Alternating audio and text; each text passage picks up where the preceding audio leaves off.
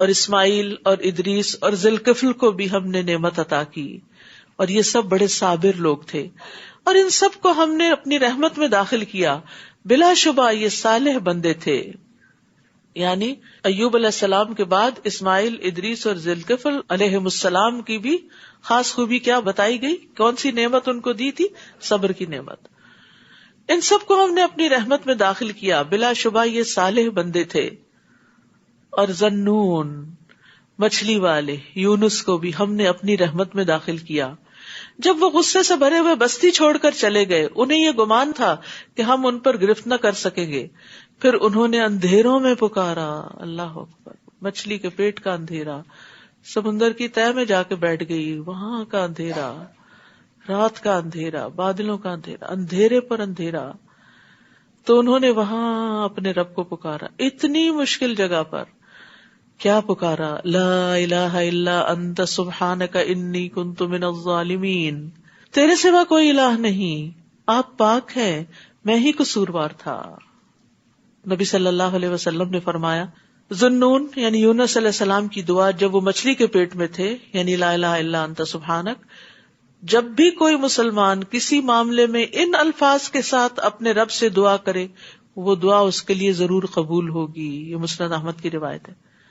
یعنی جب آپ دعا مانگنے لگے تو کیا کریں؟ اللہ کی تسبیح تو بیان کرتے ہی ہیں نا، سبحان اللہ پڑھتے ہیں، پھر دروشی پڑھتے ہیں، پھر دعا کرتے ہیں، تو اس موقع پر آپ لا الہ الا انت سبحانک بھی پڑھ لیا کریں. اور اسی طرح یہاں جو آیت میں آیا ہے فَاسْتَجَبْنَا لَهُ وَنَجَّيْنَاهُ مِنَ الْغَمِّ وَكَذَلِكَ نُنْجِي الْمُؤْمِنِينَ، تب ہم نے ان کی دعا کو قبول کر لیا اور انہیں اس غم سے نجات دی. یعنی وہاں وہ تکلیف میں تو تھے ہی، غم زیادہ تھا کہ اللہ تعالیٰ ناراض ہو گیا ہے اور یہ مصیبت آ گئی ہے، یہ اندھیرے آ گئے ہیں. فرمایا اور ہم اسی طرح ایمان رکھنے والوں کو نجات دیا کرتے ہیں. یعنی اگر کوئی بھی مومن کسی مصیبت میں پھنس جائے تو اس دعا کو یاد کر لے، اس کو کثرت سے پڑھے، تو اللہ سبحانہ وتعالیٰ اس کا غم بھی دور کر دیں گے. یہ اللہ کا وعدہ ہے، کر کے دیکھیں. وزکریا، اور زکریا کو بھی جب انہوں نے اپنے رب کو پکارا، یہاں سارے پیغمبروں کی دعاؤں کا ذکر اکٹھا کر دیا گیا. اور یہ ہمیں کیوں بتایا گیا؟ تاکہ مختلف مواقع کی مناسبت سے ہم بھی دعائیں کرتے رہیں اور ان دعاؤں کے ذریعے اللہ سے دعا مانگیں. انہوں نے اپنے رب کو پکارا، اے میرے رب مجھے تنہا نہ چھوڑنا، اور بہترین وارث تو آپ ہی ہیں. ان کی بھی ہم نے دعا قبول کر لی اور انہیں یحییٰ عطا کیا اور ان کی بیوی کو اولاد کے قابل بنا دیا. انہم کانوا یسارعون فی الخیرات، یہ سب لوگ بھلائی کے کاموں کی طرف لپکتے تھے. یعنی ان کی دعائیں کیوں قبول کی؟ کیونکہ یہ نیک لوگ تھے. فلیؤمنوا بی، اگر ہم چاہتے ہیں کہ اللہ تعالیٰ ہماری دعائیں قبول کرے تو ہمیں بھی اس پر اپنا ایمان مضبوط کرنا چاہیے اور اس کی پکار پہ لبیک کہنا چاہیے. اور ہمیں شوق اور خوف سے پکارتے تھے، شوق سے دعا مانگے، شوق سے، اور خوف ڈرے بھی کہ پتہ نہیں ہم نے کون سے گناہ کیے ہیں، پتہ نہیں دعا قبول ہوتی ہے یا نہیں ہوتی. یہ سب ہمارے آگے جھک جانے والے تھے. وَكَانُوا لَنَا خَاشِعِينَ، خشوع سے ہمبل ہو کے دعا مانگے، غافل ہو کے نہیں. اور اس عورت کو بھی جنہوں نے اپنی عصمت کی حفاظت کی، اشارہ ہے مریم علیہ السلام کی طرف، پھر ہم نے اپنی روح سے اس کے اندر پھونکا اور انہیں اور ان کے بیٹے کو تمام جہان والوں کے لیے ایک نشانی بنا دیا. یہ انبیاء کی جماعت ہی تمہاری امت ہے جو ایک ہی امت ہے، اور میں تمہارا رب ہوں، لہٰذا میری ہی عبادت کرو. اور لوگوں نے اپنے دین کے معاملے کو آپس میں ٹکڑے ٹکڑے کر ڈالا، مگر ہر ایک کو ہماری ہی طرف لوٹ کر آنا ہے. پھر جو شخص نیک عمل کرے اور وہ مومن ہو تو اس کی کوشش کی ناقدری نہیں ہوگی. کتنی بڑی خوشخبری ہے یہ. جو مومن ہو اور نیک عمل کرے تو اس کی کوشش کی ناقدری نہیں ہوگی، اور ہم اس کے ہر عمل کو لکھتے جا رہے ہیں. اور جس بستی کو ہم نے ہلاک کر دیا اس کے لیے ممکن نہیں کہ وہ ہمارے پاس لوٹ کر نہ آئے، یعنی انہیں آنا پڑے گا، یہاں تک کہ جب یاجوج و ماجوج کھول دیے جائیں گے. وہ جو سورۃ کہف میں ان کی دیوار کا پڑا تھا نا، تو وہ دیوار جب ہٹ جائے گی وہ اسے توڑ کے نکل آئیں گے. وَهُم مِّن كُلِّ حَدَبٍ يَنسِلُونَ، اور وہ ہر بلندی سے نیچے کو دوڑتے آئیں گے، یعنی اپنے مقرر وقت پر جہاں بھی وہ قید ہیں وہاں سے نکل کے باہر آ جائیں گے. اور اس طرح دوڑتے ہوئے نکلیں گے جیسے کوئی اوپر سے نیچے آتے ہوئے دوڑ لگا رہا ہوتا ہے.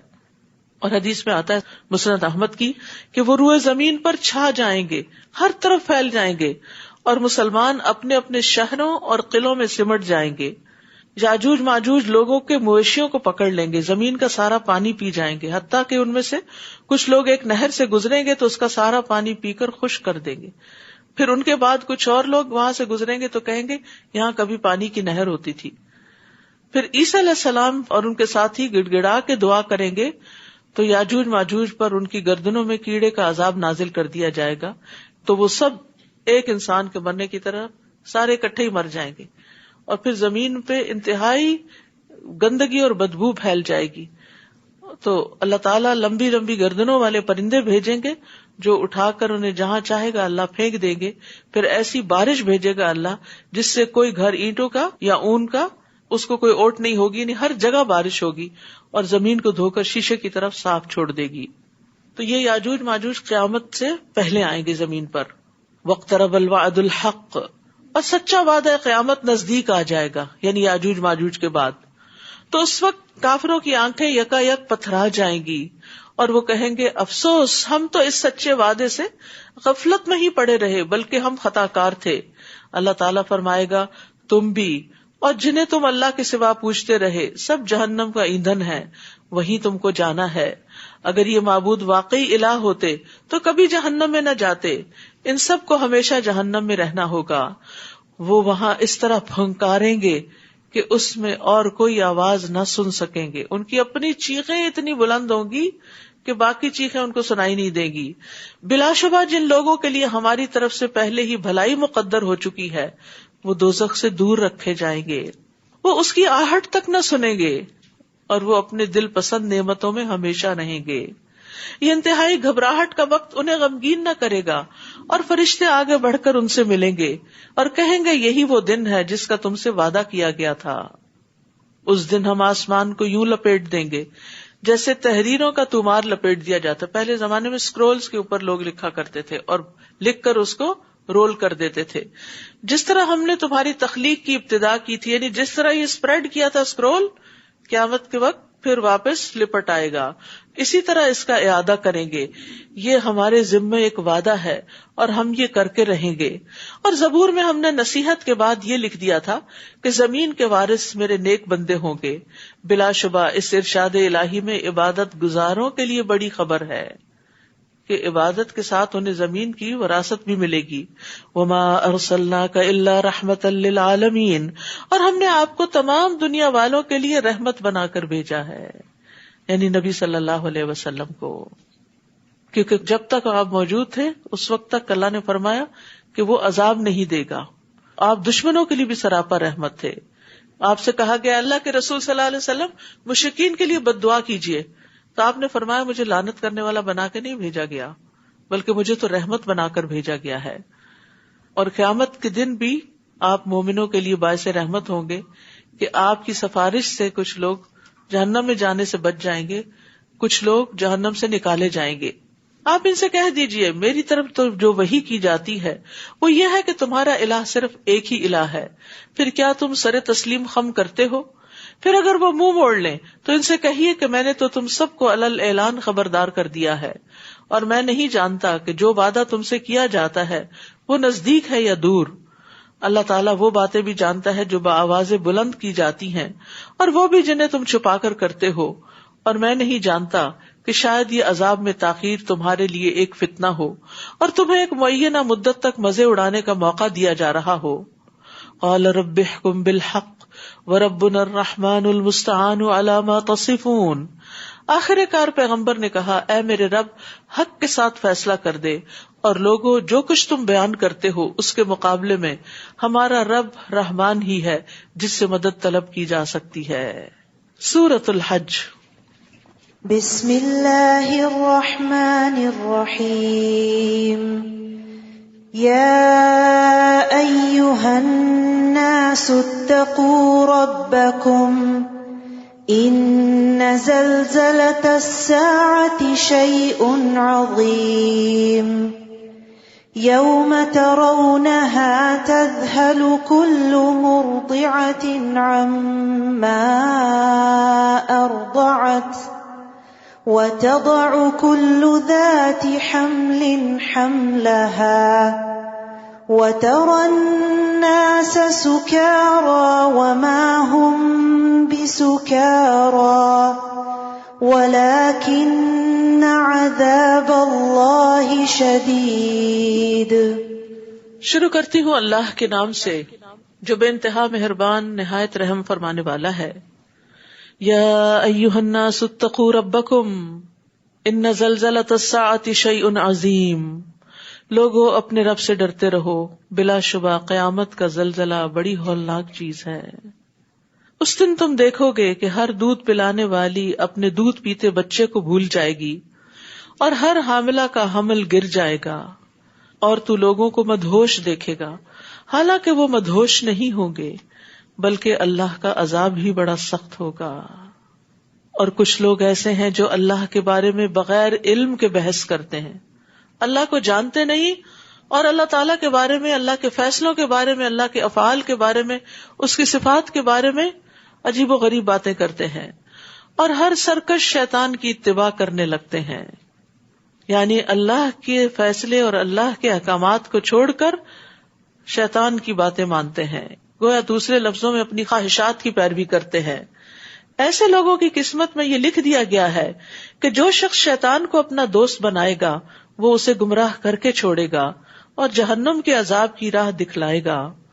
لوگو، اگر تمہیں موت کے بعد دوبارہ زندہ ہونے میں کوئی شک ہے تو تمہیں معلوم ہونا چاہیے کہ ہم نے تمہیں مٹی سے پیدا کیا، پھر نطفے سے، پھر خون کے لوتھڑے سے، پھر گوشت کی بوٹی سے جو منقش بھی ہوتی ہے اور نقش کے بغیر بھی، تاکہ ہم تم پر اپنی قدرت کو واضح کر دیں۔ پھر ہم جس نطفے کے متعلق چاہتے ہیں اسے رحموں میں ایک خاص مدت تک جمائے رکھتے ہیں، پھر تمہیں بچہ بنا کر نکالتے ہیں، پھر تمہاری پرورش کرتے ہیں تاکہ تم اپنی بھرپور جوانی کو پہنچو، پھر تم میں سے کسی کی تو روح قبض کر لی جاتی ہے اور کسی کو بدترین عمر انتہائی بڑھاپے تک زندہ رکھا جاتا ہے، تاکہ وہ سب کچھ جاننے کے بعد پھر کچھ بھی نہ جانے۔ اور تم دیکھتے ہو کہ زمین خشک پڑی ہوتی ہے، پھر جب ہم اس پر بارش برساتے ہیں تو وہ حرکت میں آتی ہے اور پھول جاتی ہے اور ہر قسم کی پربہار چیزیں اگانا شروع کر دیتی ہے۔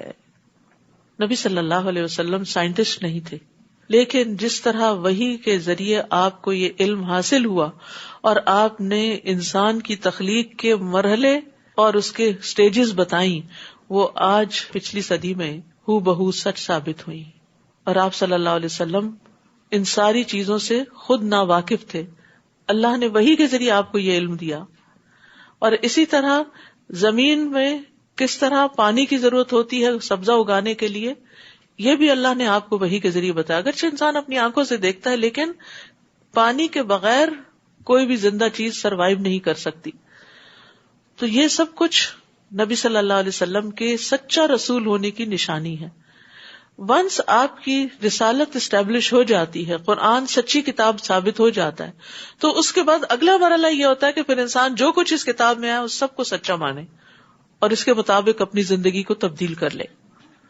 یہ سب کچھ اس لیے ہوتا ہے کہ اللہ ہی حق ہے، وہی مردوں کو زندہ کرتا ہے اور وہی ہر چیز پر قادر ہے، اور قیامت یقیناً آنے والی ہے، اس میں کوئی شک و شبہ نہیں، اور اللہ تعالیٰ ضرور ان لوگوں کو زندہ کر کے اٹھائے گا جو قبروں میں پڑے ہیں، چاہے کتنی ہی لیئرز کے نیچے ہیں، سب اٹھیں گے۔ اور کچھ لوگ ایسے ہیں جو بغیر علم، ہدایت اور روشنی بخشنے والی کتاب کے اللہ کے بارے میں بحث کرتے ہیں۔ اللہ سبحانہ و تعالیٰ کا تعارف قرآن کے ذریعے حاصل ہوتا ہے، نبی صلی اللہ علیہ وسلم کے ذریعے ہمیں پتہ چلتا ہے کہ ہمارا رب کون ہے، اور وہ ہمیں پتہ کرنا چاہیے۔ لیکن کچھ لوگ علم حاصل نہیں کرتے، رب کے بارے میں معرفت حاصل نہیں کرتے، لیکن ایسی باتیں کرتے ہیں جو زیبا نہیں دیتی رب کو، اور پھر خاص طور پر اللہ تعالیٰ کی توحید کے بارے میں شک کرتے ہیں، یا پھر قیامت کے آنے کے بارے میں شک کرتے ہیں، اور از راہ تکبر حق سے اپنا پہلو موڑ لیتے ہیں تاکہ دوسروں کو بھی اللہ کے راہ سے بہکا دیں۔ جب ایک شخص دین چھوڑ کے نکلتا ہے، مرتد ہوتا ہے، تو پھر لائن لگ جاتی ہے۔ ایسے شخص کے لیے دنیا میں رسوائی ہے، یعنی جو گمراہی کا لیڈر ہو، اور قیامت کے دن ہم اس کو جلا دینے والے عذاب کا مزہ چکھائیں گے۔ بعض اوقات ہمارے بچے چل پڑتے ہیں نا آزادی کے نام پر، پھر اللہ تعالیٰ نے یہ کیوں کیا، یہ کیوں بنایا، ایسا کیوں کیا، سوال ہر ایک کے ذہن میں آتا ہے. یہ سوال بھی ادب سے کرنے چاہیے. جب آپ کا بچہ ایسے سوال کرنے لگے تو جواب دینے سے پہلے ادب سکھائیں اور یہ پوچھے کہ اللہ تعالیٰ بڑا ہے یا تمہاری عقل بڑی ہے؟ کون بہتر سوچ سکتا ہے؟ وہی جس نے یہ سب کچھ بنایا ہے، جس کی طے تو کیا سرفس تک بھی نہیں ہم پہنچے، اور ہم اللہ کی ذات کو چیلنج کرتے یا اس کی بات صفات کو ہی نہ مانے، یا اس کی صفات یعنی وہ خالق ہے تو یہ کیوں بنا دیا اور وہ کیوں بنا دیا. اس کے بنانے میں جو حکمت ہے وہ اس کو پتا ہے، ہم معلوم کریں. اگر ہو جائے تو بہت اچھا، اگر نہیں معلوم ہو تو ایمان بالغیب اسی کا نام ہے کہ جو حقیقتیں ہم نے دیکھی نہیں ان کو بھی مان لیں، کیونکہ اللہ تعالیٰ بتا رہا ہے کہ وہ حقیقت ہے، جیسے آخرت. اور کہیں گے یہ تیرے اپنے ہی اعمال کا بدلہ ہے جو تو نے آگے بھیجے تھے، ورنہ اللہ اپنے بندوں پر کبھی ظلم نہیں کرتا. اور لوگوں میں کوئی ایسا بھی ہے جو کنارے پر کھڑا ہو کر اللہ کی عبادت کرتا ہے، اگر اسے کچھ فائدہ ہو تو اسلام سے مطمئن ہو جاتا ہے. یعنی ایسے ہی شکوک و شبہات کرنے والے بظاہر مسلمانوں کے گھروں میں پیدا ہونے والے، اگر وہ امتحان میں پاس ہو جائیں، جاب اچھی مل جائے تو پھر اللہ تعالیٰ بہت اچھے، اور اگر کوئی مصیبت پڑ جائے تو الٹا پھر جاتا ہے. ایسے شخص نے دنیا کا بھی نقصان اٹھایا اور آخرت کا بھی، یہ ہے سری خسارہ. تو اللہ تعالیٰ کو صرف اچھے حال میں ہی یاد نہیں کرنا چاہیے، تکلیف کے وقت بھی اللہ ہی کی طرف رجوع کرنا چاہیے اور اللہ سے راضی رہنا چاہیے. یاد رکھیے ایمان کا امتحان ہوتا رہے گا، اور کمزور ایمان آزمائش کے وقت قائم نہیں رہتا، کیونکہ انسان کو اللہ تعالیٰ مختلف طریقوں سے آزما کے دیکھتا ہے کہ یہ سچا مومن ہے یا نہیں. وہ اللہ کے سوا اسے پکارتا ہے جو نہ اسے تکلیف پہنچا سکتا ہے اور نہ فائدہ دے سکتا ہے، یہ ہے گمراہی کی انتہا. وہ اس کو پکارتا ہے جس کا نقصان اس کے نفع سے زیادہ قریب تر ہے، بہت برا ہے اس کا مددگار اور بہت برا ہے اس کا رفیق. جو لوگ ایمان لائے اور نیک عمل کیے، یقیناً اللہ انہیں ایسے باغات میں داخل کرے گا جن میں نہریں بہ رہی ہیں. بلا شبہ اللہ جو چاہے وہی کرتا ہے. اور جو شخص یہ خیال کرتا ہو کہ اللہ تعالیٰ دنیا اور آخرت میں اس کی مدد نہیں کرے گا، اس لیے وہ دوسروں کی طرف رجوع کر لے، کسی اور کی طرف چلا جائے مدد لینے، اسے چاہیے کہ آسمان تک ایک رسی لٹکائے، پھر اسے کاٹ ڈالے اور دیکھے کہ کیا اس کی یہ تدبیر اس چیز کو دفع کر سکتی ہے جو اسے غصہ دلاتی ہے. یعنی وہ کتنی کوشش کرے تقدیر کے فیصلے کو نہیں بدل سکتا. یہ نہیں کہ اللہ نے دعا نہیں سنی تو غیر اللہ کے پاس کوئی زیادہ بڑی طاقت ہے تو وہ جو اللہ تعالیٰ نہیں کام کرے وہ کر کے دے دیں گے، ایسا نہیں ہے. اسی طرح کی واضح آیات سے ہم نے قرآن کو نازل کیا، اور اللہ یقیناً ہدایت اسے ہی دیتا ہے جسے وہ چاہتا ہے. جو لوگ ایمان لائے اور جو یہودی ہوئے اور صابی اور عیسائی اور آتش پرست اور جو مشرک ہیں، اللہ تعالیٰ ان سب کے درمیان قیامت کے دن فیصلہ کر دے گا، کیونکہ اللہ تعالیٰ ہر چیز پر گواہ ہے. الم تر ان اللہ یسجد لہ من فی السماوات ومن فی الارض، کیا تم دیکھتے نہیں کہ جو کچھ آسمانوں میں ہے اور جو کچھ زمین میں ہے، اور سورج، چاند، ستارے، پہاڑ، درخت، چوپائے اور لوگوں کی ایک کثیر تعداد اللہ کے حضور سر بسجود ہے، سجدہ کرتے ہیں. اور بہت سے لوگ ایسے بھی ہیں جو عذاب کے مستحق ہو چکے ہیں، یعنی وہ سجدہ نہیں کرتے. اور جسے اللہ ذلیل و خوار کرے اسے کوئی عزت دینے والا نہیں، اور اللہ وہی کرتا ہے جو وہ چاہتا ہے. یہاں پر سورج، چاند اور ستاروں وغیرہ کا ذکر بطور خاص کیا گیا کہ وہ اللہ کی تسبیح کر رہے ہیں، جس سے کیا بتانا مقصود ہے کہ وہ معبود نہیں ہے جن کو تم پوجتے ہو.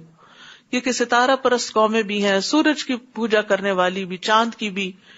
تو یہاں پر یہ بتا دیا گیا کہ اللہ نے ان کو پیدا کیا، اس نے انہیں تمہارے لیے مسخر کیا، وہ تو خود اپنے خالق کے حضور سجدہ ریز ہیں، تسبیح کرتے ہیں، اس لیے تم ان کے آگے سجدہ مت کرو. لا تسجدوا للشمس ولا للقمر. اور آپ دیکھیے کہ یہاں پر سجدے کا ذکر کیا گیا، تسبیح کا ذکر کیا گیا، کہ یہ سارے جھکے ہوئے اللہ کے آگے. یاد رکھیے اللہ تعالیٰ کے نزدیک سب سے پسندیدہ عمل ہے سجدہ. رسول اللہ صلی اللہ علیہ وسلم کے آزاد کردہ غلام صوبان سے کسی نے پوچھا کہ آپ مجھے ایسے عمل کے بارے میں بتائیں کہ جس کے کرنے سے اللہ مجھے جنت میں داخل کر دے. تو وہ کہتے ہیں میں نے پھر پوچھا، جب تیسری بار پوچھا تو انہوں نے کہا میں نے رسول اللہ صلی اللہ علیہ وسلم سے اس بارے میں سوال کیا تھا تو آپ نے فرمایا تم پر اللہ کے لیے سجدوں کی کثرت لازم ہے. تم جب بھی کوئی سجدہ کرتے ہو تو اللہ تعالیٰ اس سجدے کے سبب سے تمہارا ایک درجہ بڑھا دیتے ہیں اور اس کے ذریعے تمہاری ایک خطا مٹا دیتے ہیں. ایک روایت میں آتا ہے کہ 2 لوگ ایک دن مسلمان ہوئے، ایک شخص شہید ہو گیا یعنی دنیا سے رخصت ہو گیا، دوسرا 1 سال کے بعد طبعی موت مرا. تو حضرت طلحہ نے خواب میں دیکھا کہ جو بعد میں فوت ہوا ہے نارمل ڈیتھ میں، وہ جنت میں پہلے داخل ہو رہا ہے، شہید پیچھے ہے. تو وہ بڑے پریشان ہوئے کہ ہم نے تو شہید کا درجہ زیادہ بڑا سمجھا ہوا ہے. تو وہ نبی صلی اللہ علیہ وسلم کے پاس آئے تو آپ نے فرمایا کہ تمہیں اس بات سے تعجب ہے، کیا تم نہیں جانتے کہ اس نے اس 1 سال میں کتنے سجدے کیے، کتنی نمازیں پڑھی، کتنے روزے رکھے، کتنی اور نیکیاں کی. تو زندگی کا ہر دن بڑا قیمتی ہے. حرص رکھیں کہ اللہ لمبی عمر نیکیوں سے بھرپور دے، کیونکہ جتنے زیادہ دن آپ نیکی کریں گے اتنا ہی زیادہ فائدہ ہوگا. اچھا بعض لوگ کہتے ہیں بڑھاپے میں کر لیں گے، کیا پتا بڑھاپا آئے یا نہ آئے. اور بڑھاپے کی عبادت تو ویسے انسان کو خود بھی نہیں پتا ہوتی کہ کیا کر رہا ہے. نماز میں سو جاتا ہے، سجدے میں سو جاتا ہے، وضو کی مشکل ہو جاتی ہے اور کئی مسائل ہو جاتے ہیں. تو جو وقت ہے جب ہمت طاقت ہے تو زیادہ سے زیادہ اللہ کے حضور سجدے کر لیں. اور یہ رمضان الحمدللہ ایسا موقع ہے کہ جس میں انسان عام دنوں کی نسبت بہرحال سجدے زیادہ کرتا ہے. اور حدیث میں آتا ہے آگ ابن آدم کے ہر عضو کو کھا لے گی سوائے سجدوں کی جگہ کے. یعنی اگر کوئی نمازی کسی اور حرام کاری کی وجہ سے جہنم میں جاتا ہے تو اس کے بھی سجدے کے اعضاء آگ سے محفوظ رہیں گے. یہ 2 فریق ہیں جنہوں نے اپنے رب کے بارے میں جھگڑا کیا. ان میں سے جنہوں نے کفر کیا ان کے لیے آگ کے کپڑے کاٹے جا چکے ہیں اور ان کے سروں پر سے کھولتا ہوا پانی ڈالا جائے گا. جہنم میں کھولتے ہوئے پانی کا عذاب ہوگا. یسہر بہ ما فی بطونہم والجلود، جس سے ان کی کھالیں گل جائیں گی. وہ کیونکہ جہنم کی آگ بہت تیز ہے نا، تو اس کے پانی کا جو بوائلنگ پوائنٹ ہوگا وہ بھی شدید ہوگا، تو ان کی کھالیں گل جائیں گی اور جو ان کے پیٹ میں وہ بھی گل جائے گا. نبی صلی اللہ علیہ وسلم نے فرمایا جب دوزخیوں کے سر پر گرم پانی ڈالا جائے گا تو وہ گرم پانی اندر کو اترتا ہوا پیٹ تک پہنچ جائے گا. یعنی پہلے دماغ کو کھولائے گا، پھر وہ گزر کے پیٹ میں جائے گا اور ان چیزوں کو کاٹ ڈالے گا جو پیٹ کے اندر ہیں، یعنی آنتے وغیرہ، یہاں تک کہ وہ گرم پانی پاؤں کے راستے سے باہر نکلے گا. سحر کے یہی معنی ہیں، یسحر بہ. پھر وہ دوزخی پہلے جیسا ہو جائے گا اور پھر وہ عمل دوبارہ شروع ہو جائے گا. وَلَهُمْ مَقَامِعُ مِنْ حَدِيدٍ، نیز ان کے لیے لوہے کے ہنٹر ہوں گے مارنے کے لیے. كُلَّمَا أَرَادُوا أَن يَخْرُجُوا مِنْهَا مِنْ غَمٍّ أُعِيدُوا فِيهَا وَذُوقُوا عَذَابَ الْحَرِيقِ، جب بھی وہ رنج کے مارے دوزخ سے نکلنا چاہیں گے تو اسی میں واپس لوٹا دیے جائیں گے. استغفر اللہ. اور انہیں کہا جائے گا چکھو اب جلانے والے عذاب کا مزہ. اس کے برعکس وہ لوگ جو ایمان لائے اور نیک اعمال کیے، اللہ تعالیٰ یقیناً انہیں ایسے باغات میں داخل کرے گا جن میں نہریں بہ رہی ہیں، وہاں انہیں سونے کے کنگنوں اور موتیوں سے آراستہ کیا جائے گا اور وہاں ان کا لباس ریشم ہوگا. جنت کے لباس اور جنت کے زیورات بھی اعمال سے بڑھتے ہیں. تو جن کو زیورات کا شوق ہو وہ وضو بہت اچھے سے کیا کرے. نبی صلی اللہ علیہ وسلم نے فرمایا مومن کا زیور وہاں تک پہنچے گا جہاں تک وضو کا اثر پہنچے گا. اور جنتیوں کے لباس جو ہے وہ جنت کے درخت طوبہ سے بنایا جائے گا جس کی مسافت 100 سال کے برابر ہے. اور اہل جنت کے کپڑے اس درخت کے پھل کے چھلکوں سے بنائے جائیں گے، بہت سافٹ ہوں گے. کون ہے یہ خوش قسمت؟ یہ وہ لوگ ہوں گے جنہیں پاکیزہ کلمہ یعنی کلمہ توحید، کلمہ طیب کو قبول کرنے کی راہ دکھلائی گئی. نیز انہیں صراط الحمید دکھایا گیا، یعنی اللہ سبحانہ تعالیٰ کا راستہ جو بہت تعریف والا ہے. بلا شبہ جو لوگ کافر ہیں اور لوگوں کو اللہ کی راہ سے اور مسجد حرام کی زیارت سے روکتے ہیں، وہ مسجد حرام جس میں ہم نے وہاں کے باشندوں اور باہر سے آنے والوں کے حقوق برابر رکھے ہیں، اور جو کوئی ازراہ ظلم مسجد حرام میں کجربی اختیار کرے گا، ایسے سب لوگوں کو ہم دردناک عذاب چکھائیں گے. وَإِذْ بَوَّأْنَا لِإِبْرَاهِيمَ مَكَانَ الْبَيْتِ أَلَّا تُشْرِكْ بِي شَيْئًا، اور وہ وقت بھی یاد کرو جب ہم نے ابراہیم کے لیے بیت الحرام کی جگہ تجویز کی تھی اور انہیں کہا تھا میرے ساتھ کسی چیز کو شریک نہ بنانا. اسی لیے انہوں نے دعا مانگی تھی نا کہ وَجْنُبْنِي وَبَنِيَّ أَن نَّعْبُدَ الْأَصْنَامَ، اور میرے گھر کو طواف کرنے والوں، قیام کرنے والوں اور رکوع اور سجود کرنے والوں کے لیے صاف ستھرا رکھنا. ابراہیم علیہ السلام ایک پیغمبر ہیں، اور پیغمبر کو یہ تلقین کی جا رہی ہے کہ جو گھر آپ نے میرے لیے بنایا اس گھر کو پھر صاف بھی رکھنا ہے تاکہ لوگ آئیں اور عبادت کر سکیں. تو اس سے یہ بات پتہ چلتی ہے کہ اللہ کے گھر کی صفائی بڑی ضروری ہوتی ہے. اس کے کارپیٹس، اس کے واش رومز، اس کے آس پاس کی جگہیں، یہ ساری کی ساری خوب صاف ہونی چاہیے تاکہ لوگوں کا عبادت میں دل لگے. آپ نے دیکھا ہوگا کہ جن مسجدوں کے کارپیٹ سٹنک کر رہے ہوتے ہیں وہاں پر نماز میں کنسنٹریشن نہیں ہو پاتی. تو یہ کام کلینر ہونا اللہ کے گھر کا بڑا عزت والا کام ہے. اس میں کسی بھی قسم کی کوئی کنٹریبیوشن کرنا، چھتیں صاف کرنا، کھڑکیاں صاف کرنا، کسی بھی طرح صفائی کرنا، اس کے فرنیچر کو ٹھکانے رکھنا. جیسے اب نمازیں ہوتی ہیں تو یہ کرسیاں یہاں تو نہیں رکھی جا سکتی، ان کو ہٹانے کے لیے بھی والنٹیئرز چاہیے ہوتے ہیں، تو وہ بھی آپ اپنے آپ کو آفر کر سکتے ہیں. بہرحال کوئی بھی کام کسی بھی قسم کا، حتیٰ کہ اگر کوئی چیز ٹوٹ رہی ہے، کوئی گر رہی ہے، کوئی خراب ہو رہی ہے، تو اس کی درستگی کے لیے آگے بڑھنا اور محبت سے وہ کام کرنا، یہ انبیاء کی سنت ہے جن کو اللہ نے اس کام کا ذمہ دیا تھا. یعنی صرف لوگوں کو تعلیم ہی نہیں دینی بلکہ اس چیز کا بھی اہتمام کرنا ہے. اور اس کام کے کرنے والوں کا کیا مرتبہ اور مقام ہے. ابو ہریرہ سے مروی ہے کہ ایک حبشی مرد یا حبشی عورت مسجد نبوی میں جھاڑو دیا کرتی تھی. وہ فوت ہو گئی تو نبی صلی اللہ علیہ وسلم نے اس کے بارے میں پوچھا وہ کدھر ہے، نظر نہیں آ رہی. بتایا گیا کہ وہ تو فوت ہو گئی ہے. آپ نے فرمایا تم نے مجھے کیوں نہ بتایا کہ میں اس کا جنازہ پڑھتا، مجھے اس کی قبر کا بتاؤ. پھر آپ صلی اللہ علیہ وسلم اس کی قبر پہ تشریف لے گئے اور اس پر نماز پڑھی، یعنی اس کا جنازہ دوبارہ وہاں پڑھایا. تو کسی اور کے بارے میں کبھی آپ نے ایسا سنا کہ اس کو اتنی عزت بخشی؟ وہ ایک حبشی عورت تھی، غریب بے سہارا سی، کہ جو مسجد نبوی کو صاف کرتی تھی، تو اس کا اتنا بڑا مقام ہو گیا مرنے کے بعد. اللہ تعالیٰ کسی کا دنیاوی سٹیٹس نہیں دیکھتا کہ کسی کے پاس دنیا میں کون سا عہدہ اور رتبہ اور لباس اور اس کا مال کتنا ہے یا اس کی ناموری کتنی ہے. وہ یہ دیکھتا ہے کہ وہ کرتا کیا ہے، چاہے وہ صفائی کا کام ہی کیوں نہ کرتا. یہ تو ہم نے تقسیم کر رکھی ہے نا کہ شاید صفائی کرنا بہت اچھا کام نہیں. اس کے برعکس جو صفائی نہ کریں ان کی مذمت بھی کی گئی ہے. ایک شخص نے قوم کی امامت کی اور قبلے کی طرف تھوک دیا، یعنی سامنے تھوکائی پھینک دی. آپ دیکھ رہے تھے، جب وہ نماز سے فارغ ہوا تو آپ نے فرمایا آئندہ سے یہ تمہیں امامت نہ کرائے.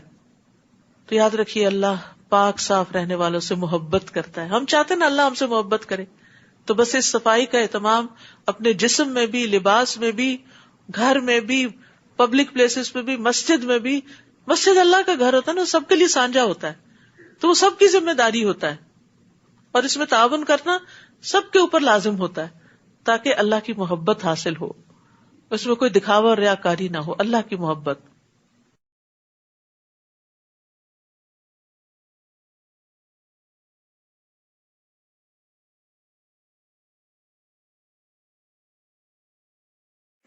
نیز یہ کہ لوگوں میں حج کا عام اعلان کر دو کہ وہ تمہارے پاس ہر دور دراز مقام سے پیدل اور چھریرے بدن کے اونٹوں پر سوار ہو کر آئیں، تاکہ لوگ وہ فائدے مشاہدہ کریں جو ان کے لیے یہاں رکھے گئے ہیں. اور جو جانور ہم نے انہیں عطا کیے ہیں ان پر مقررہ دنوں میں اللہ کا نام لیں، یعنی ان کو ذبح کریں، پھر انہیں خود بھی کھائیں اور تنگ دست محتاج کو بھی کھلائیں. یہ حج کے دن جو ہیں یہ دنیا کے سب سے بہترین دن ہوتے ہیں. نبی صلی اللہ علیہ وسلم نے فرمایا دنیا کے دنوں میں افضل ترین دن 10 دن عشر ذو الحجہ کے دن ہے. ان دنوں میں کیا ہوا نیک عمل اللہ کو سب سے زیادہ پسند ہے، اور ان 10 دنوں میں کثرت سے اللہ کا ذکر کرنے کا حکم دیا گیا ہے. آج آپ کے لیے یہ پیمفلٹ بھی جو عشر ذی الحج سے متعلق جو کرنے کے کام ہے وہ فری ڈسٹریبیوشن میں ہے، آپ لے جا سکتے ہیں، کیونکہ اب رمضان کے بعد آگے ذو الحجہ بھی آنے والا ہے. اور بہت سے لوگ اس کی فضیلت سے غافل ہوتے ہیں، انہیں پتہ ہی نہیں ہوتا کہ اس میں کیا ہوا نیک عمل اللہ تعالیٰ کو سال بھر کے اعمال سے افضل لگتا ہے. تو اس لیے ان دنوں میں ذکر بھی کرنا چاہیے اور اس کی اویئرنیس بھی کریٹ کرنی چاہیے لوگوں میں. پھر اپنا میل کچیل دور کریں اور اپنی نظریں پوری کریں اور اس قدیم گھر کا طواف کریں. حج کے کچھ مناسک بتائے جا رہے ہیں.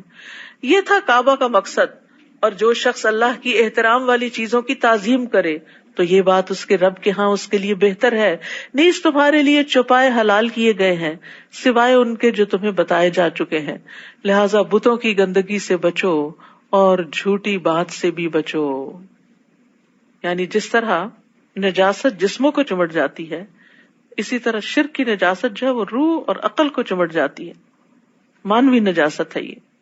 اللہ کے لیے یکسو ہو جاؤ اور اس کے ساتھ کسی کو شریک نہ بناؤ، اور جس نے اللہ کے ساتھ کسی کو شریک بنایا تو وہ ایسے ہے جیسے وہ آسمان سے گرے پھر اسے پرندے اچک لے جائیں یا ہوا اسے کسی دور دراز مقام میں لے جا کے پھینک دے. یعنی اس بندے کا پھر کوئی مستقبل نہیں، کوئی ٹھکانہ نہیں، وہ خوار ہو کے رہے گا. یہ سب امور قابل اجتناب ہیں، اور جو شخص اللہ کے شاعر کی تعظیم کرے تو یہ بات دلوں کے تقوی سے تعلق رکھتی ہے. یعنی یہ تو ریچولز ہیں، لیکن ان ریچولز کی قدردانی اگر انسان اللہ سے ڈرتے ہوئے کرے تو واقعی انسان ایسا متقی ہے.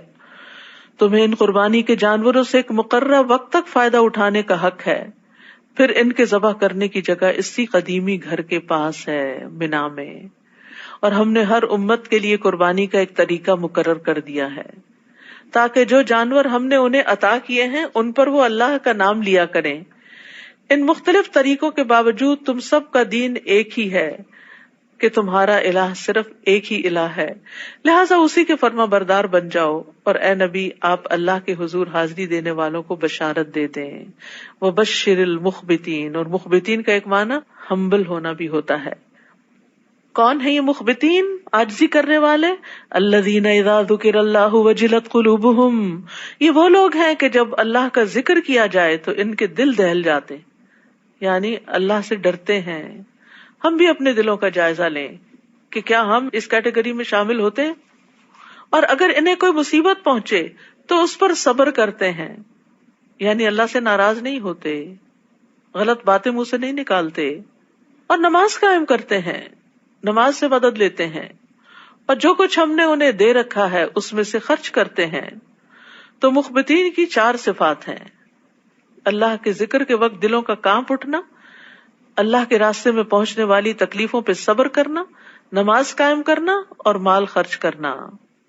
اور قربانی کے اونٹوں کو ہم نے تمہارے لیے اللہ کے شاعر بنا دیا جن میں تمہارے لیے بہتری ہے، لہذا ذبح کرتے وقت انہیں صف بستہ کھڑا کر کے یعنی لائن میں ان پر اللہ کا نام لو. یہ تو آپ کو معلوم ہے نا کہ اونٹ کو کھڑا کر کے ذبح کیا جاتا ہے، اس کا بایاں گھٹنا باندھ دیا جاتا ہے تاکہ وہ رسی توڑا کے بھاگے نہیں جب اس کو برچھی لگے، اور 3 ٹانگوں پہ وہ کھڑا ہوتا ہے تو چھپا کے برچھی لائی جاتی ہے، اور جس کا نشانہ اچھا ہو اچانک آ کے اس کے حلق میں مارتا ہے تو وہاں سے خون کا فوارہ چھوٹ پڑتا ہے، اور پھر اس کے بعد جب زیادہ خون نکل جاتا ہے تو وہ اونٹ پہلو کے بل گر جاتا ہے، جس کی یہاں ڈسکرپشن بیان ہوئی ہے. لہٰذا ذبح کرتے وقت انہیں صف بستہ کھڑا کر کے ان پر اللہ کا نام لو، پھر جب ان کے پہلو زمین پر ٹک جائیں یعنی وہ گر جائیں تو انہیں خود بھی کھاؤ اور قناعت کرنے والے کو بھی یعنی جو نہیں مانگتا، اور مانگنے والے کو بھی کھلاؤ، سب کو دو. یعنی جو عید کا گوشت ہوتا ہے اس میں سبھی کا حصہ ہوتا ہے، بانٹ کے کھانا چاہیے اس کو. ہم نے ان جانوروں کو ایسے ہی تمہارے لیے تابع بنا دیا تاکہ تم اللہ کے شکر گزار بنو، ورنہ اونٹ جیسا جانور بھلا تم قربان کر سکتے تھے اور کھا سکتے تھے. اور جانور ذبح کرتے وقت ایک اور شرط بھی ہے، وہ کیا ہے؟ اللہ کا نام لینا. لن ينال الله لحومها ولا دماؤها ولكن يناله التقوى منكم. اللہ کو قربانی کے جانوروں کا نہ تو گوشت پہنچتا ہے نہ خون پہنچتا ہے، بلکہ اسے تو تمہارا تقوی پہنچتا ہے کہ تمہارے دل میں کیا تھا، کتنی محبت کے ساتھ اللہ کے لیے اس کو قربان کیا، جو سمبل ہے اس بات کا کہ یا رب ہم اپنا آپ، اپنی انا اور اپنی خواہشات کو بھی تیری خاطر قربان کر سکتے ہیں، کیونکہ ان سب کا مرکز دل ہوتا ہے نا. اسی طرح ہم نے انہیں تمہارے تابع کر دیا تاکہ اللہ نے جو راہ تمہیں دکھائی ہے اس کے شکر کے طور پر اس کی بڑائی بیان کرو. اور اے نبی صلی اللہ علیہ وسلم آپ نیکوکار لوگوں کو بشارت دے دیجئے. وبشر المحسنین ان اللہ یدافع عن الذین آمنوا ان اللہ لا يحب كل خوان کفور. جو لوگ ایمان لائے ہیں بلا شبہ اللہ تعالیٰ ان کی طرف سے دشمنوں کی مدافعت کرتا ہے. یقیناً اللہ کسی خائن اور ناشکرے کو پسند نہیں کرتا. جن لوگوں سے لڑائی کی جاتی رہی ہے انہیں اب لڑائی کی اجازت دی جاتی ہے. یعنی مسلمانوں کو مکہ میں جواب دینے کی اجازت نہیں تھی، وہ ظلم میں پس بھی رہے تھے کیونکہ کمزور تھے، لیکن مدینہ آ کر پھر انہیں واپس جواب دینے کی اجازت مل گئی کیونکہ وہ مظلوم ہیں، اور اللہ یقیناً ان کی مدد پر قادر ہے. جنہیں ان کے گھروں سے ناحق نکالا گیا سوائے اس کے کہ وہ کہتے ہیں کہ ہمارا رب اللہ ہے. اور اگر اللہ ایک دوسرے کے ذریعے لوگوں کی مدافعت نہ کرتا رہتا تو خانقاہیں، گرجے، عبادت گاہیں اور مساجد جن میں اللہ کو کثرت سے یاد کیا جاتا ہے مسمار کر دی جاتی. اور اللہ ایسے لوگوں کی ضرور مدد کرتا ہے جو اس کے دین کی مدد کرتے ہیں. یہ وعدہ ہے اللہ کا، وَلَيَنْصُرَنَّ اللَّهُ مَن يَنْصُرُهُ. اللہ یقیناً بڑا طاقتور اور سب پر غالب ہے. اللہ کے دین کی مدد کرنے والے وہ لوگ ہیں کہ اگر ہم انہیں زمین میں اقتدار بخشیں تو وہ نماز قائم کریں، زکوٰۃ ادا کریں، بھلے کاموں کا حکم دیں اور برے کاموں سے روکیں، اور سب کاموں کا انجام تو اللہ کے ہاتھ میں ہے. اے نبی، اگر یہ لوگ آپ کو جھٹلاتے ہیں تو ان سے پہلے نوح کی قوم اور قوم عاد اور سمود بھی جھٹلائے جا چکے ہیں، نیز ابراہیم اور لوط کی قوم بھی، اور مدین والوں نے بھی جھٹلایا تھا، اور موسیٰ کو بھی جھٹلایا گیا. ان سب کافروں کو میں نے پہلے مہلت دی، پھر انہیں پکڑ لیا، سو دیکھو میری سزا کیسی رہی. کتنی ہی بستیاں ہیں جو خطا کار تھیں، انہیں ہم نے ہلاک کر دیا، تو اب وہ اپنی چھتوں پر گری پڑی ہیں، ان کے کنویں بیکار ہیں اور پلستر شدہ محلات ویران پڑے ہیں. کیا یہ لوگ زمین میں چلے پھرے نہیں کہ ان کے دل ایسے ہو جاتے جو کچھ سمجھتے سوچتے، اور کان ایسے جن سے وہ کچھ سن سکتے. بات یہ ہے کہ آنکھیں اندھی نہیں ہوتی، اندھے تو وہ دل ہو جاتے ہیں جو سینوں میں ہیں. یہ لوگ عذاب کے جلد آنے کا مطالبہ کرتے ہیں، حالانکہ اللہ کبھی اپنے وعدے کے خلاف نہیں کرتا. مگر تمہارے رب کا ایک دن تمہارے شمار کے حساب سے 1000 سال کا ہوتا ہے. یعنی تمہارے رب کا ایک دن تمہاری گنتی کے مطابق 1000 سال کا ہوتا ہے. اور کتنی ہی بستیاں ہیں جو خطا کار تھی، میں نے پہلے انہیں مہلت دی، پھر انہیں پکڑ لیا، اور انہیں واپس تو میرے ہی پاس آنا ہے. آپ ان سے کہیے، لوگو میں تو تمہارے لیے صاف صاف ڈرانے والا ہوں، یعنی برے انجام سے. سو جو لوگ ایمان لے آئے اور انہوں نے نیک عمل کیے ان کے لیے تو بخشش بھی ہے اور عزت کی روزی بھی. اور جو لوگ ہماری آیات کو نیچا دکھانے کی کوشش میں لگے ہوئے ہیں تو یہی لوگ اہل جہنم ہیں. ہم نے آپ سے پہلے جو بھی رسول یا نبی بھیجا تو جب بھی وہ کوئی آرزو کرتا تو شیطان اس کی آرزو میں وسوسے کی آمیزش کرتا. یعنی پیغمبر کی آرزو کیا ہو سکتی ہے کہ لوگ ایمان لائیں، دین خوب پھلے پھیلے، دین کی تکمیل ہو، تو شیطان اس میں خلل ڈالتا، یہ نہیں ہونے کا. پھر اللہ تعالیٰ شیطانی وسوسے کی آمیزش کو تو دور کر دیتا ہے اور اپنی آیات کو پختہ کر دیتا ہے. اللہ سب کچھ جانتا اور حکمت والا ہے، تاکہ اللہ تعالیٰ شیطان کے ڈالے ہوئے وسوسے کو ان لوگوں کے لیے آزمائش بنا دے جن کے دلوں میں نفاق کا مرض ہے، یا جن کے دل ایمان لانے کے بارے میں سخت ہو چکے ہیں. بلا شبہ یہ ظالم حق کی مخالفت میں دور تک چلے گئے ہیں. اور اس لیے بھی کہ جن لوگوں کو علم دیا گیا ہے وہ جان لیں کہ یہ حق ہے آپ کے رب کی طرف سے، اور وہ ایمان لائیں اور ان کے دل اس حق کے آگے جھک جائیں. اور اللہ تعالیٰ یقیناً ایمان لانے والوں کو سیدھی راہ دکھلا دیتا ہے. تو دلوں کی 3 بڑی قسمیں ہیں: سخت دل، بیمار دل اور ایمان والا دل، عاجزی والا. تو کمزور دل والے کون ہیں؟ جن کے دلوں میں بیماری ہے، کمزوری ہے، یعنی جو نفاق والے ہیں. اور سخت دل لوگ کون ہیں؟ جو کفر اختیار کرتے ہیں، جن پر کوئی ڈانٹ، واز، نصیحت اثر نہیں کرتی، اور دلوں کی سختی کی وجہ سے ان کو اللہ اور اس کے رسول کی بات سمجھ نہیں آتی. اور اہل ایمان کے دل جو ہیں وہ نرم دل ہوتے ہیں، اور اگر شیطان ان کے دلوں میں وسوسہ بھی ڈالے تو وہ بھی ان کے حق میں رحمت بن جاتا ہے، کیونکہ وہ فوراً متنبہ ہو جاتے ہیں. اور کافر تو ہمیشہ اس حق سے شک میں ہی پڑے رہیں گے تاکہ ان پر یا تو یکدم قیامت کی گھڑی آ پہنچے یا کسی منحوس دن کا عذاب ان پر نازل ہو. اس دن حکومت اللہ ہی کی ہوگی، وہ ان کے درمیان فیصلہ کر دے گا. تو جو لوگ ایمان لائے اور جنہوں نے نیک عمل کیے تو وہ نعمتوں والے باغات میں ہوں گے، اور جنہوں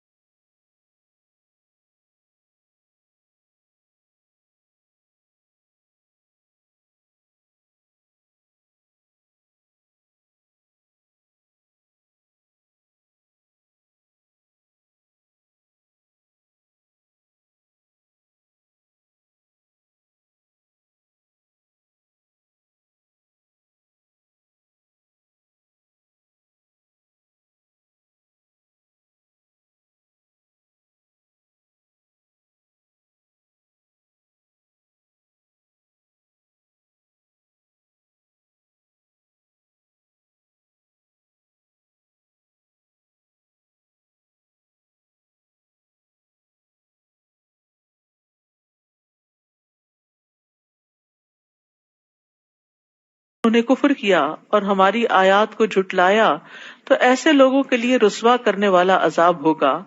جن لوگوں نے اللہ کی راہ میں ہجرت کی پھر شہید ہوئے یا مر گئے، اللہ انہیں اچھا رزق عطا کرے گا اور یقیناً اللہ ہی بہترین رازق ہے.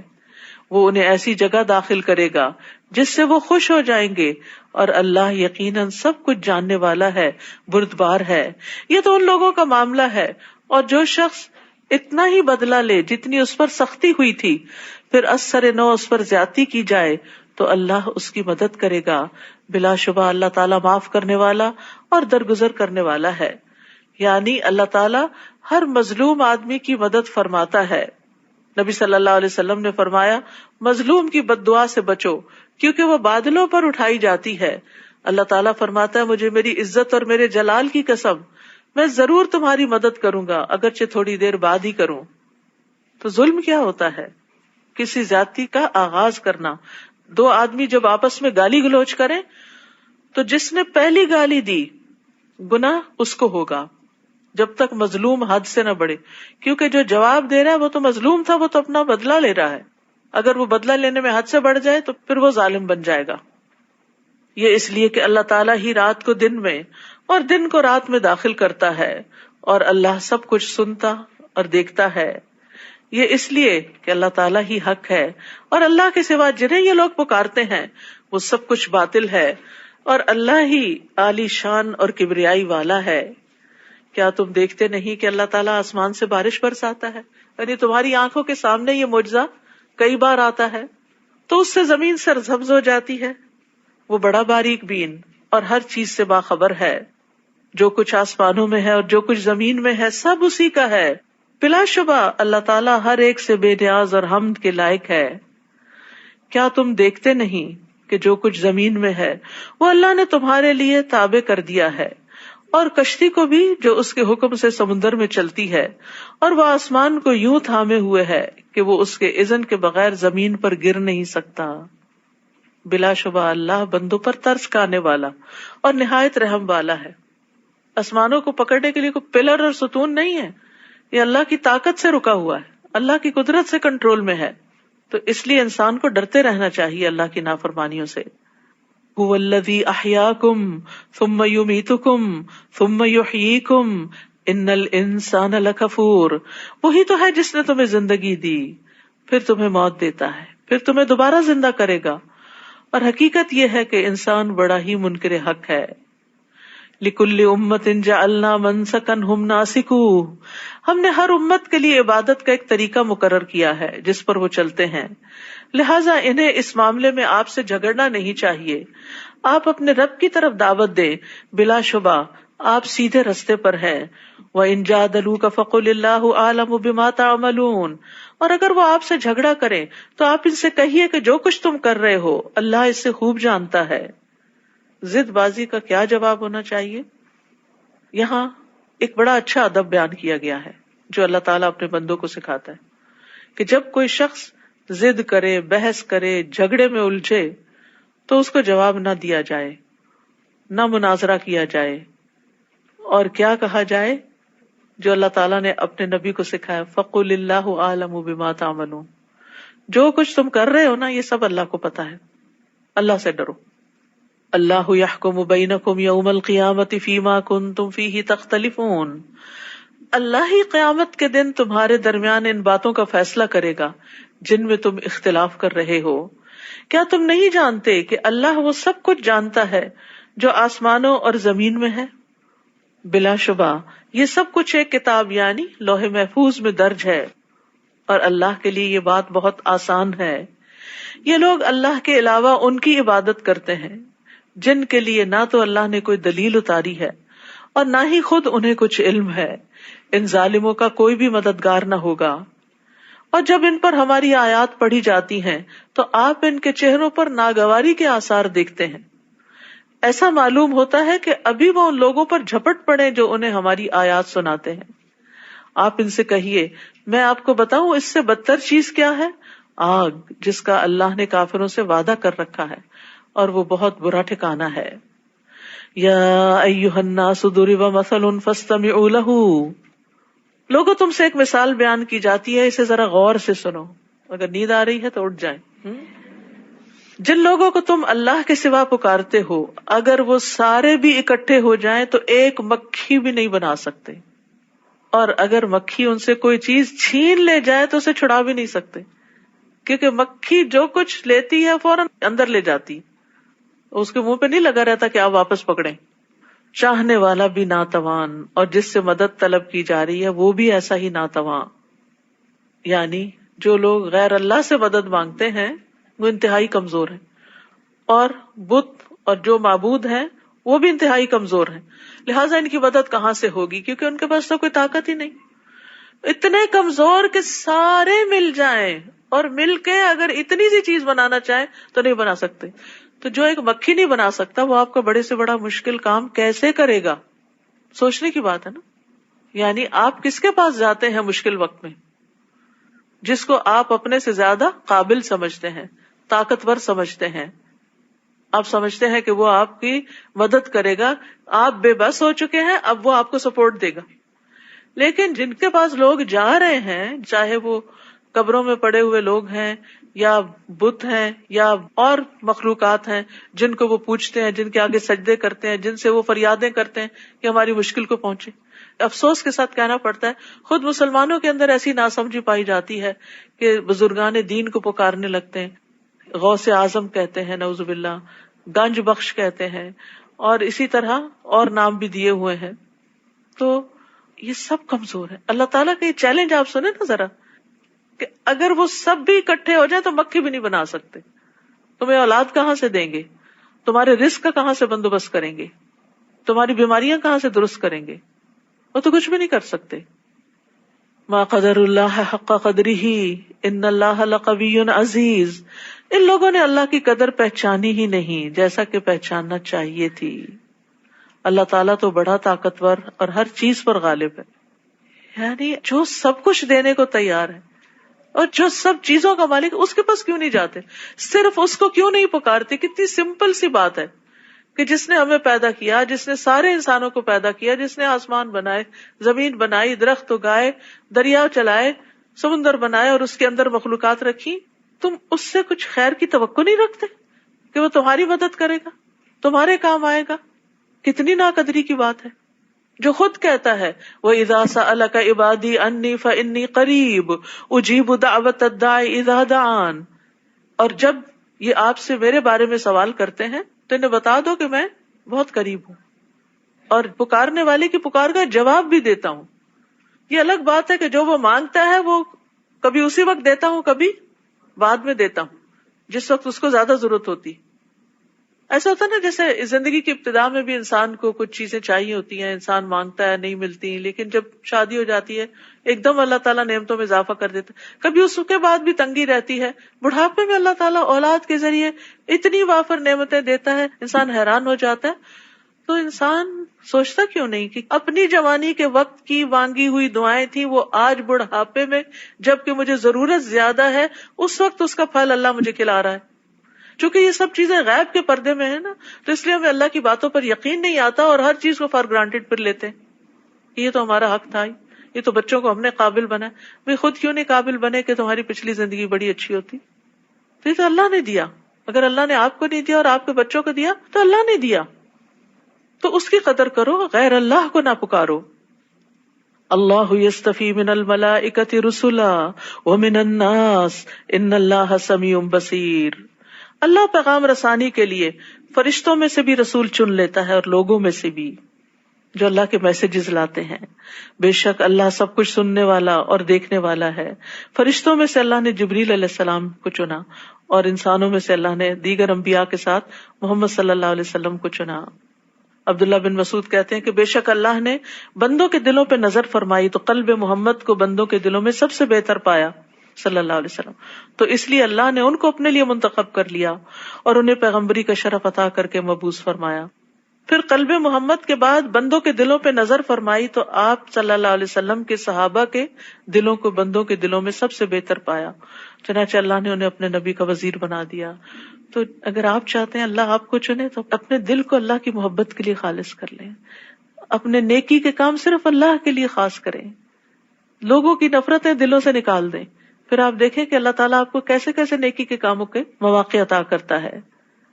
ہم بعض اوقات سب کو بلا کے ایک سے خار رکھ بیٹھتے ہیں, اسی کو معاف نہیں کرتے, سب کیے کرائے پہ پانی پھر جاتا ہے. وہ آخری کانٹا بھی نکال دیں, معاف کریں, آگے چلیں, اللہ کی محبت حاصل کریں, نیکیوں کے مواقع حاصل کریں. یہ کمائی کا وقت اور دن اور موقع ہے. وہ اسے بھی جانتا ہے جو کچھ ان کے سامنے ہے, اور اسے بھی جو ان سے اوجھل ہے, اور تمام معاملات اسی کی طرف لوٹائے جاتے ہیں. اے لوگو جو ایمان لائے ہو, رکوع کرو اور سجدہ کرو اور اپنے رب کی عبادت کرو اور نیک کام کرو تاکہ تم کامیاب ہو سکو, اور اللہ کی راہ میں جہاد کرو جیسا کہ جہاد کرنے کا حق ہے. اس نے تمہیں اپنے دین کے کام کے لیے چن لیا ہے, اور دین میں تم پر کوئی تنگی نہیں رکھی. یہ تمہارے باپ ابراہیم کا دین ہے. اللہ نے اس سے پہلے بھی تمہارا نام مسلم رکھا تھا, اور اس قرآن میں بھی مسلم ہے. یعنی ہمارا نام کیا ہے؟ مسلم. یہ فرقہ وارانہ نام لوگوں نے خود رکھ لیے تاکہ رسول تم پر گواہ ہو اور تم لوگوں پر گواہ ہو. لہذا نماز قائم کرو اور زکوٰۃ دو, اور اللہ کے دین کو مضبوطی سے تھامے رکھو. وہی تمہارا کارساز ہے, وہی تمہارا مولا ہے. وہ کتنا اچھا مولا ہے, کتنا اچھا مددگار ہے. تو یاد رکھیے کہ انسان سب کچھ ہوتے ہوئے بھی اگر اپنے آپ کو اللہ کے دین کے لیے خالص نہیں کرتا تو خسارے میں ہے. اسی لیے یہاں کہا کہ اللہ کی راہ میں ایسے کوشش کرو, ایسے محنت کرو, ایسے جہاد کرو جیسے حق ہے کرنے کا. حق کیسے ادا ہوتا ہے؟ حق تو ادا نہیں ہو سکتا, لیکن اخلاص کے بغیر کوششیں بیکار ہیں. یعنی صرف اوپر اوپر کی بھاگ دوڑ نہیں, اخلاص کے ساتھ بھاگ دوڑ, اللہ کے دین کی خدمت, اس کے لیے محنت. چھوٹا سا بھی کوئی کام ہو, چاہے مسجد کا جھاڑو ہی کیوں نہ ہو, چاہے پیسے گن کے بینک میں جمع کرانا ہی کیوں نہ ہو, چاہے کرسی پہ بیٹھ کے پڑھانا ہی کیوں نہ ہو, چاہے لوگوں کو بلانا ہی کیوں نہ ہو. یعنی کسی بھی طرح جب خالصتاً اللہ کی رضا کے لیے انسان اللہ کے دین کی مدد کرتا ہے تو وعدہ کیا, اللہ ضرور ان کی مدد کرے گا. اور پھر اخلاص میں کیا ہے؟ اسلام, اپنا آپ اللہ کے سپرد کر دینا. اور یہاں پر اس نے تمہارے لیے دین میں کوئی تنگی نہیں رکھی. حقیقت ہے ہمارے دین میں تنگی نہیں ہے.